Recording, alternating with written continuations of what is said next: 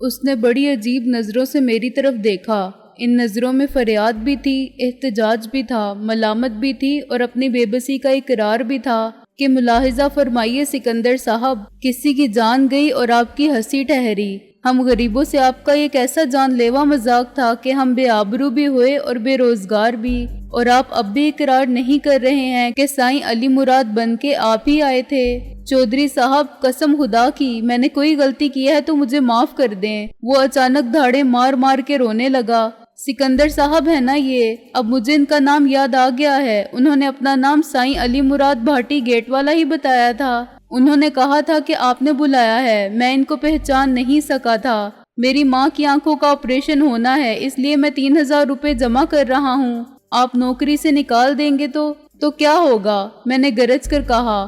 اور جتنے لوگ دنیا میں زندگی گزار رہے ہیں سب یہیں پر ملازم ہیں۔ جسے یہاں سے نکال دیا گیا، کیا وہ فاقے کرتا سڑک پر ایریاں رگڑتا مر گیا؟ شرم آنی چاہیے تمہیں، جوان آدمی ہو، ہاتھ پیر سلامت ہیں، مسلمان ہو، اس کے باوجود اپنے رزق کو اپنے ہی جیسے انسان کے ہاتھ میں سمجھتے ہو۔ یہاں سے نکال دیے گئے تو اور کچھ نہیں کر سکو گے۔ ماں کی آنکھوں کی روشنی عزیز ہے تو اس کے لیے ریڑھی نہیں لگا سکتے، گنڈیریاں نہیں بیچ سکتے، اسٹیشن پر کلی نہیں بن سکتے۔ محنت کرنی پڑتی ہے نا، اور جاسوسی ناول پڑھنے کے لیے فراغت نہیں ملتی، اس لیے تناسانی کے عادی ہو گئے ہو۔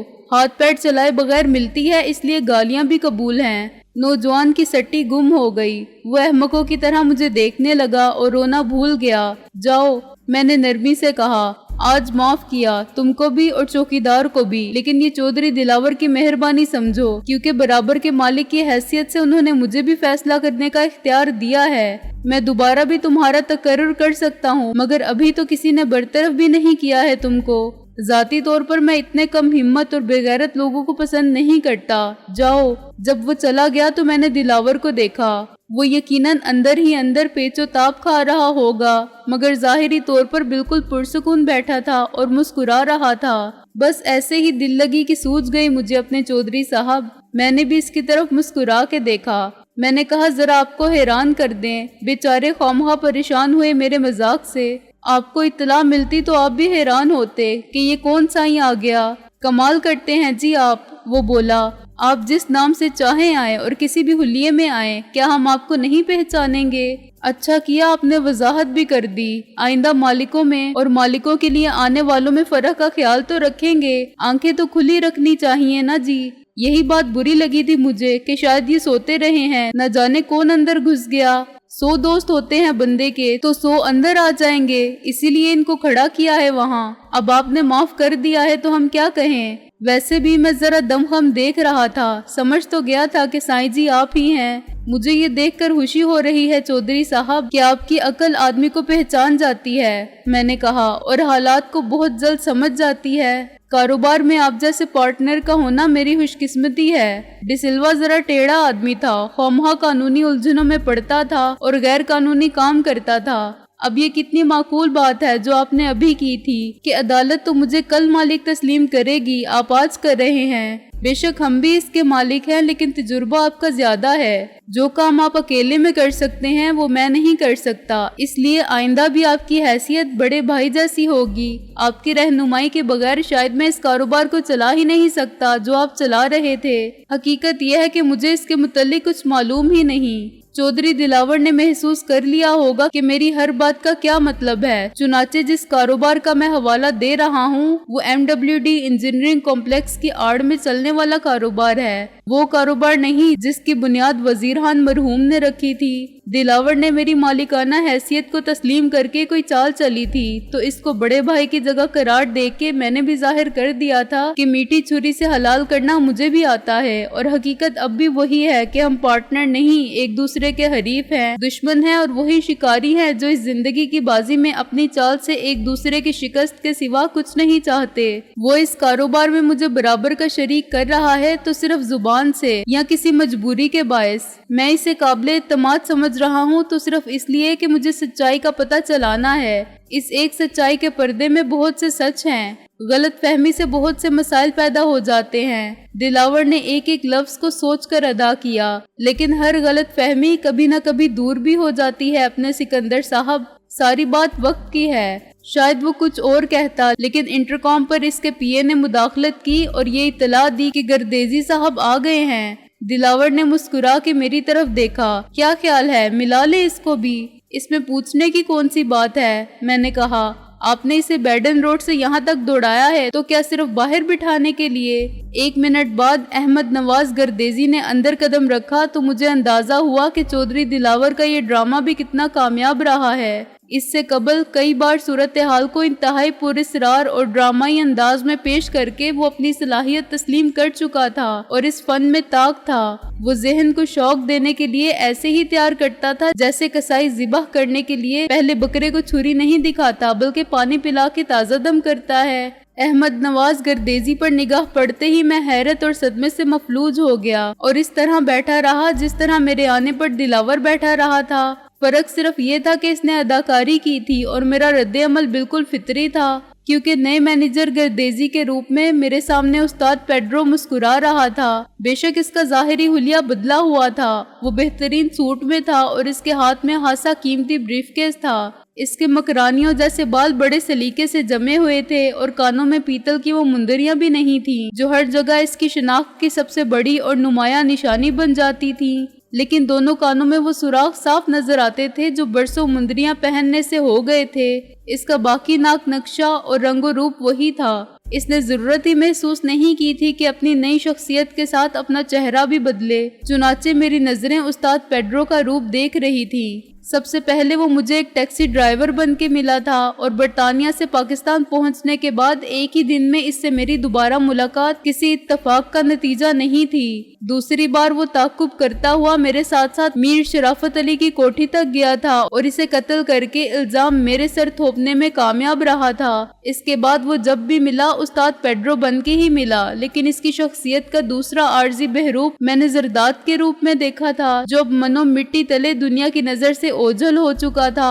احمد نواز گردیزی اس کا تیسرا روپ تھا۔ شاید دلاور نے یہ محسوس کر لیا تھا کہ استاد پیڈرو کا اصل روپ اب خطرناک ہو گیا ہے اور اس کا ختم ہو جانا ہی بہتر ہے۔ پیڈرو نے حق نمک ادا کر دیا تھا اور اپنے آقاؤں کی خوشنودی کے لیے اپنی جان کی بازی لگانے سے بھی کبھی دریغ نہیں کیا تھا، چنانچہ وہ اس انعام کا مستحق تھا کہ اس کا درجہ بڑھا دیا جائے۔ ڈی سلوا کے خلا کو اس سے بہتر طور پر کون پر کر سکتا تھا؟ اس کی سب سے بڑی صلاحیت یہی تھی کہ وہ جان نثار تھا، رازدار تھا اور وفادار تھا اور دلاور کے لیے ڈی سلوا کے بعد دستے راست بننے کا اہل تھا۔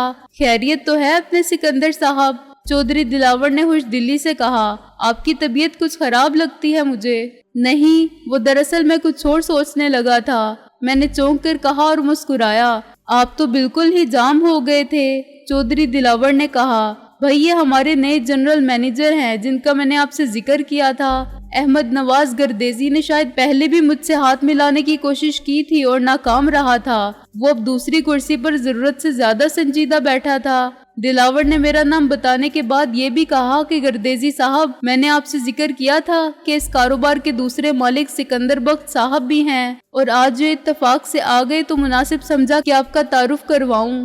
گردیزی نے ایک بار پھر رسمی آداب و اخلاق کا مظاہرہ کرنے کی کوشش کی اور اپنا ہاتھ تھوڑا سا آگے بڑھایا، لیکن میں اس کے لیے پہلے سے تیار تھا۔ میں نے جیب سے سگریٹ نکالتے ہوئے لائٹر کو بڑی صفائی سے چھوڑ دیا اور پھر اسے اٹھانے کے لیے جھکا۔ گردیزی کو دوبارہ شرمندگی اٹھانی پڑی کیونکہ میں نے اس کی طرف دیکھا ہی نہیں تھا۔ گردیزی صاحب، میں نے سگریٹ جلاتے ہوئے کہا، آپ کی صورت کچھ جانی پہچانی لگتی ہے، کیا ہماری ملاقات پہلے کبھی ہوئی ہے؟ مجھے تو نہیں یاد پڑتا، گردیزی نے کہا، اور میں نے اس کی آواز بھی پہچان لی، لیکن مجھے کچھ یاد آ رہا ہے، میں نے سوچتے ہوئے کہا اور اپنی بات کا رد عمل دیکھنے کے لیے تھوڑا سا وقفہ دیا۔ گردیزی بن جانے کے باوجود پیڈرو وہی شخص تھا جو ایک معمولی بدماش تھا اور جرائم کی دنیا میں اپنی کامیابی کے جھنڈے گاڑنے کے بعد استاد کے منصب پر فائز ہو گیا تھا، لیکن وہ دلاور کی طرح منجھا ہوا اداکار نہیں تھا۔ اس کا رنگ فک ہو گیا اور اس نے دلاور کی طرف امداد طلب نظروں سے دیکھا۔ میری نظر دونوں پر تھی، اس لیے میں نے دلاور کی وہ نگاہ بھی دیکھ لی جس میں پیڈرو کے لیے واضح پیغام تھا کہ ہمت سے کام لو، ورنہ یہ ہو سکتا ہے کہ تمہیں جنرل مینیجر کے عہدے سے ہٹا کر پھر استاد پیڈرو بنا دیا جائے۔ آپ کو یاد ہے تو بتا دیجئے کہ ہم کب اور کہاں ملے تھے؟ گردیزی نے خود کو سنبھال کے کہا۔ میں نے یہ نہیں کہا مسٹر گردیزی، میں نے معنی خیز مسکراہٹ کے ساتھ جواب دیا۔ مجھے کچھ یاد آ رہا تھا۔ دراصل اس شہر میں بالکل آپ جیسی شکل و صورت کا ایک بدماش تھا۔ بعض اوقات شریفوں کی اور بدماشوں کی صورتوں کو پہچاننا مشکل ہو جاتا ہے، دلاور نے کہا۔ یہی میں بھی عرض کر رہا تھا، میں نے کہا۔ وہ بدماش استاد پیڈرو کہلاتا تھا۔ پہلے تو ایسے ہی غنڈہ گردی کرتا تھا اور صرف پیڈرو تھا، بعد میں اپنا گروہ بنا کے استاد ہو گیا، پھر کسی اسمگلر کا ساتھی رہا اور بالآخر پولیس سے مقابلے میں مارا گیا۔ یہ کافی پرانی بات ہے جو آج مسٹر گردیزی کو دیکھ کر مجھے یاد آ گئی۔ میرا مطلب ہے ان کی صورت دیکھ کر براہ راست کوئی الزام لگائے بغیر میں نے واضح کر دیا تھا کہ میں گردیزی کی اصلیت کو اتنی ہی اچھی طرح سمجھ گیا ہوں جتنی اچھی طرح پیڈرو کی اصلیت کو جانتا تھا، اور میری معلومات کس حد تک درست ہیں۔ دلاور مطمئن بیٹھا رہا۔ وہ یہی چاہتا تھا کہ یہ تماشا پہلی بار خود اپنی آنکھوں سے دیکھے اور اس کے بعد اگلا قدم اٹھائے۔ اگر میں اچانک میر وزیر اینڈ کمپنی کے آفس میں جا پہنچتا اور ڈی سلوا کی جگہ پیڈرو کو دیکھتا تو دلاور کو ہم دونوں کے رد عمل کا پتہ نہ چلتا۔ یہ بھی ہو سکتا تھا کہ میں وہاں سے گردیزی کو جوتے مار کے نکال دیتا، اور یہ بھی ممکن تھا کہ پیڈرو کو گردیزی کا کردار نبھانے میں ناکامی ہوتی تو وہ مشتعل ہو کے اپنی فطرت اور مزاج کے مطابق مجھ پر خنجر یا ریوالور نکال لیتا۔ یہاں اس قسم کا کوئی خطرہ نہیں تھا۔ دونوں کردار اس کے سامنے تھے اور اس کے کنٹرول میں تھے۔ میری پوزیشن کو اس نے پیڈرو سے بہتر رکھا تھا کیونکہ اسے مجھ پر زیادہ اعتماد تھا کہ میں جذبات سے بے قابو ہو کے کوئی ہنگامہ کرنے سے گریز کروں۔ بالفرض محال میں یہ حماقت کرتا تو وہ گردیزی کو رخصت کر دیتا اور کسی دشواری کے بغیر میرے جذبات کو اپنی باتوں سے ٹھنڈا کر دیتا۔ غلطی اگر پیڈرو کرتا تو دلاور اسے کوئی رعایت نہ دیتا۔ وہ مجھ سے کہتا کہ سکندر صاحب، اگر یہ شخص آپ کے خیال میں جنرل مینیجر بننے کے قابل نہیں تو اس کی چھٹی کر دیتے ہیں، اور بعد میں پیڈرو پر واضح کر دیتا کہ وہ خود کو جنرل مینیجر احمد نواز گردیزی کی اہلیت کے معیار کا مستحق ثابت نہیں کر سکا، چنانچہ اسے اپنی سابقہ پوزیشن پر واپس لوٹ کے استاد پیڈرو ہی رہنا ہوگا۔ میرے اچانک آ جانے سے اس کو موقع مل گیا کہ وہ پیڈرو کو آزما سکے اور یہ دیکھ سکے کہ وہ گردیزی کے کردار میں کہاں تک کامیاب رہتا ہے۔ یہ بات تو یقیناً پیڈرو بھی سمجھتا ہوگا کہ ایک نہ ایک دن اس کا اور میرا سامنا ہوگا، لیکن وہ اس غیر متوقع آزمائش کے لیے تیار نہ تھا۔ مجھے چودھری صاحب نے بتایا ہے کہ جو کام آپ کے سپرد کیا گیا ہے اس میں تو آپ کو خاص تجربہ ہے اور آپ اس کام کی نوعیت کو بہت اچھی طرح سمجھتے ہیں جو چودھری دلاور کر رہے ہیں۔ میں نے کہا، اس لیے میں آپ سے کوئی سوال نہیں کروں گا کہ آپ کی کوالیفیکیشن کیا ہے، آپ پہلے کہاں تھے اور اس فیلڈ میں آپ کے تجربے سے ہمیں کیا حاصل ہوگا۔ ظاہر ہے چودھری صاحب نے آپ کا تقرر کیا ہے تو کچھ سوچ کر ہی کیا ہے، مجھے اس سے اتفاق ہے۔ لو بھائی اپنے گردیزی صاحب، دلاور نے مسکرا کے کہا، سکندر صاحب نے آپ کی نوکری پکی کر دی۔ اگر میں ان کو مطمئن کر سکا تو مجھے بڑی خوشی ہوگی۔ گردیزی نے اچانک انگریزی میں کہا۔ اس کے لہجے کی روانی نے مجھے حیران کر دیا۔ وہ یقیناً تعلیم یافتہ تھا اور یہ میرے لیے بڑے افسوسناک انکشاف کی بات نہیں۔ وہ کیا حالات تھے جنہوں نے اعلیٰ تعلیم کے باوجود ایک انسان کو غلط راستوں پر ڈال دیا جہاں اس نے اپنی ہمت اور ذہانت کو استعمال کیا۔ دنیا ایسے افراد سے بھری پڑی ہے جو حالات کے مطابق اپنی منفی سوچ کے انداز کا جواز فراہم کرتے ہیں اور یہ سمجھتے ہیں کہ دنیا سے اپنی محرومیوں کا انتقام لے رہے ہیں یا نفرت کے اس ذوق کا شکار ہیں جو انہیں ساری دنیا نے دی۔ سب کی دلیل یہی ہوتی ہے، مجرم بنانے والی یہ دنیا ہے، ورنہ ماں کے پیٹ سے تو کوئی بھی مجرم نہیں ہوتا۔ کوئی بھی یہ تسلیم نہیں کرتا کہ سارا قصور انسان کی فطرت، اس کی سرشت میں شامل بدی کے عنصر کا ہے۔ برائی بہت جلد اور آسانی سے مغلوب کر لیتی تو یہ انسان کے اپنے کردار میں خود اختیار اور قوت ارادی کے فقدان کے سبب ہوتا ہے۔ پیڈرو کے پاس کوئی ایسی ہی کہانی ہوگی جو اب نئی نہیں رہی۔ مسٹر گردیزی، آفس کا کام تو یقیناً آپ نے اچھی طرح سمجھ لیا ہوگا، میں نے کہا اور بات انگریزی میں کی۔ میرے تقرر کو ابھی صرف 3 دن ہوئے ہیں مسٹر سکندر۔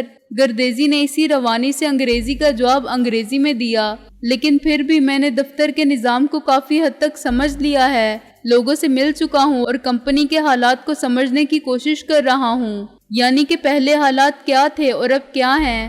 گویا آپ ابھی فائلوں کی کاغذی دنیا میں گھوم رہے ہیں، میں نے کہا۔ فیکٹری دیکھی آپ نے؟ یہاں کیا بنتا ہے، کیسے بنتا ہے، کہاں جاتا ہے اور کیسا جاتا ہے؟ پروڈکشن کی سائیڈ کو بھی سمجھنا ضروری ہے۔ یس سر، گردیزی نے پورے اعتماد کے ساتھ کہا۔ یہ میں دیکھ چکا ہوں۔ اسی غلط جواب نے صورتحال کو یکلخت بدل دیا۔ میں کھڑا ہوا۔ ویری گڈ مسٹر گردیزی، میں نے کہا، میں نے ابھی تک نہیں دیکھا۔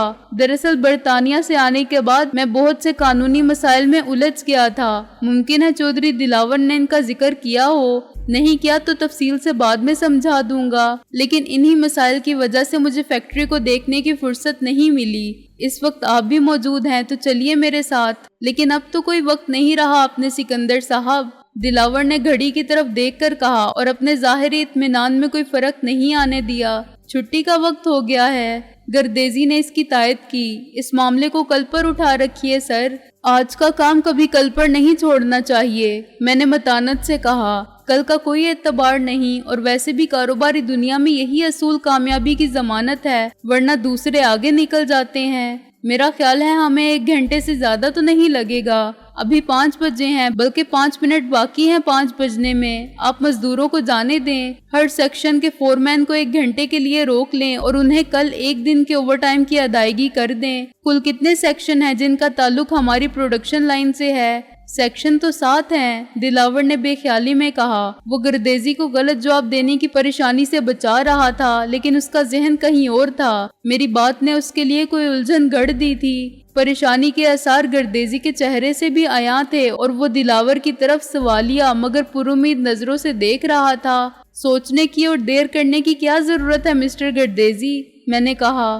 کیا آپ نے میرے احکامات نہیں سنے؟ 2 منٹ میں چھٹی ہو جائے گی تو سب لوگ نکل جائیں گے، جائیے اور چوکیدار کو بتا دیجئے۔ میرے سخت لہجے نے گردیزی کو کمرے سے نکلنے پر مجبور کر دیا۔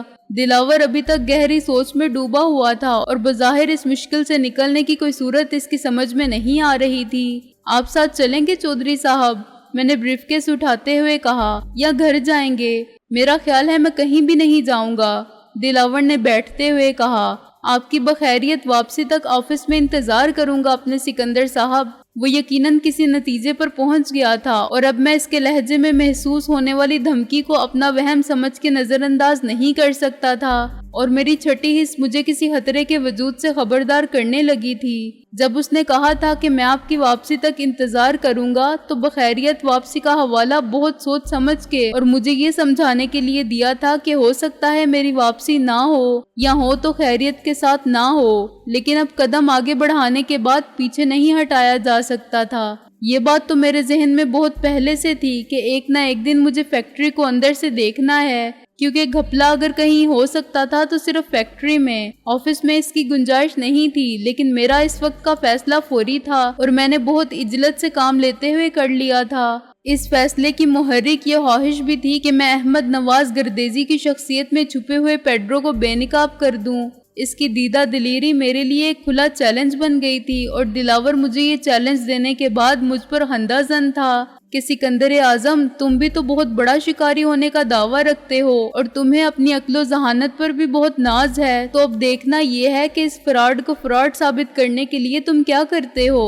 میں نے استاد پیڈرو کو احمد نواز گردیزی بنا دیا ہے، تم میں ہمت ہے تو اسے پھر استاد پیڈرو بنا کے دکھاؤ۔ اور میں نے غیر شعوری طور پر اس چیلنج کو قبول کر لیا تھا کہ یہ سازش کامیاب نہیں ہونے دوں گا۔ جب پیڈرو نے گردیزی بن کے مجھ سے انگریزی میں بات کی تو ذہنی طور پر مجھے تسلیم کرنا پڑا تھا کہ یہ ایک کامیاب چال تھی، اور ایک طرح سے انہیں مجھ پر نفسیاتی برتری حاصل ہو گئی تھی۔ میں سوچ بھی نہیں سکتا تھا کہ بدماش کہلانے والا پیڈرو میری ہی فیکٹری میں جنرل مینیجر بن کے بیٹھ جائے گا، اور اپنی تعلیم، انتظامی صلاحیت اور تجربے کی بنا پر وہ خود کو اس منصب کا اہل ثابت کرنے کی کوشش کرے گا۔ اس بات نے مجھے مشتعل کر دیا تھا، کیونکہ یہ کھلی دھاندلی تھی۔ 5:15 بجے تک فیکٹری کے کارکن اور مزدور گیٹ سے جا چکے تھے۔ چوکیدار نے بڑے گیٹ میں فٹ ہونے والا چھوٹا دروازہ کھولا تھا، جس میں سے ایک وقت میں ایک ہی آدمی کے گزرنے کی گنجائش تھی۔ دروازے کے باہر چوکیدار ان کے کپڑوں کو ٹٹول کر جامہ تلاشی کی رسمی کارروائی پوری کرتا تھا، ان کے بیگ اور ٹفن کیریئر کھول کے دیکھتا تھا۔ وہ سب اسی طریقہ کار کے عادی معلوم ہوتے تھے، چنانچہ جو سلوک میرے نقطۂ نظر سے ذلت آمیز تھا وہ ان کے لیے معمول کی بات تھی۔ ہر فیکٹری یا کارخانے میں چوری سے ہونے والے نقصانات کو روکنے کا یہی دستور تھا، ورنہ نیچے سے اوپر تک جس کو موقع ملتا تھا وہ کوئی نہ کوئی چیز چھپا کے نکالنے کی کوشش کرتا تھا، خواہ وہ ایک پینسل ہو، کسی مشین کا کوئی پرزہ، کوئی اوزار، یا مشین پر بنی ہوئی کوئی ایسی چیز جسے بازار میں فروخت کرنے سے 4 پیسے ہاتھ میں آ جائیں۔ مزدوروں کی قطار میری اور گردیزی کی موجودگی کے خیال سے محتاط تھی یا مروب تھی، چنانچہ وہ ہر روز کی طرح چھٹی کی خوشی میں ہنستے کھیلتے اور باتیں کرتے ہوئے نہیں جا رہے تھے، بلکہ کچھ سہمے سہمے دکھائی دیتے تھے۔ اپنے بارے میں تو میں یقین سے نہیں کہہ سکتا تھا کہ وہ مجھے جانتے تھے یا نہیں، لیکن گردیزی کا نام، عہدہ اور چہرہ ان کے لیے اجنبی نہیں تھا، کیونکہ بیشتر اسے مینیجر صاحب کہہ کے سلام کرتے تھے۔ کیا ان لوگوں نے پیڈرو کو کبھی نہیں دیکھا تھا؟ میں نے سوچا، پھر یہ لوگ اس کی ظاہری حالت کے انقلاب پر حیران کیوں نہیں ہیں؟ کیا انہوں نے ذہنی طور پر یہ تسلیم کر لیا ہے کہ جو شخص پہلے چودھری صاحب کا خاص آدمی تھا، اس نے اب ڈی سلوا صاحب کی جگہ لے لی ہے، تو اس میں حیرانی کی کوئی بات نہیں۔